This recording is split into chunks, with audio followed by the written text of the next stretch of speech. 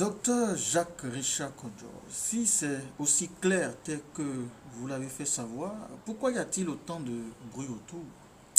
Oui, il y a beaucoup de bruit autour pour des questions de susceptibilité, j'allais dire. C'est des questions de susceptibilité. Et quand les gens viennent dire que, par exemple, il y avait un royaume qui existait depuis 1600 et qui prend en compte Ouida, Cotonou jusque vers la vallée, ce n'est certainement pas faux. Mais le problème, c'est que les gens, ces organisations, ont laissé des vestiges. Et ceux qui protègent ces vestiges ne se sentent pas concernés quand on dit qu'il faut mettre le marqueur à 1894 ou à 1897.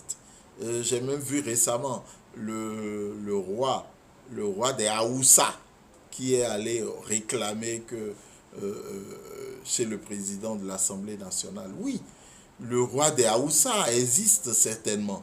Mais après, quand on prend le marqueur historique de 1897, est-ce que le royaume des Haoussa existait comme une organisation au Bénin, en fait, dans les limites territoriales du Bénin actuel?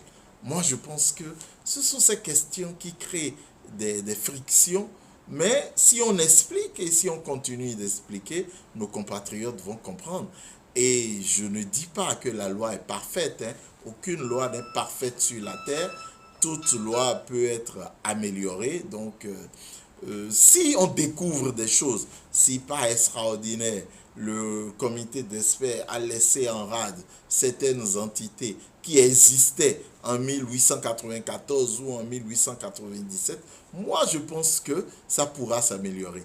Mais il faut reconnaître aujourd'hui le mérite du président Talon qui a posé un acte historique. Tout le monde voulait que ce secteur soit réorganisé. Tout le monde souhaitait que l'on puisse avoir une idée claire. Et nous tous, nous étions un peu agacés par la taille plus ou moins longue des chapeaux qui défilaient dans nos villes. Et même il y a des gens qui cachaient leur immatriculation et mettaient à la place de l'immatriculation roi de telle zone, roi de tel royaume et tout, et en contradiction avec les règles républicaines. Je pense que tout cela est mieux organisé par cette loi et je voudrais que les compatriotes, nous puissions adhérer à ce premier jet. Je le rappelle, aucune loi n'est parfaite, mais il faut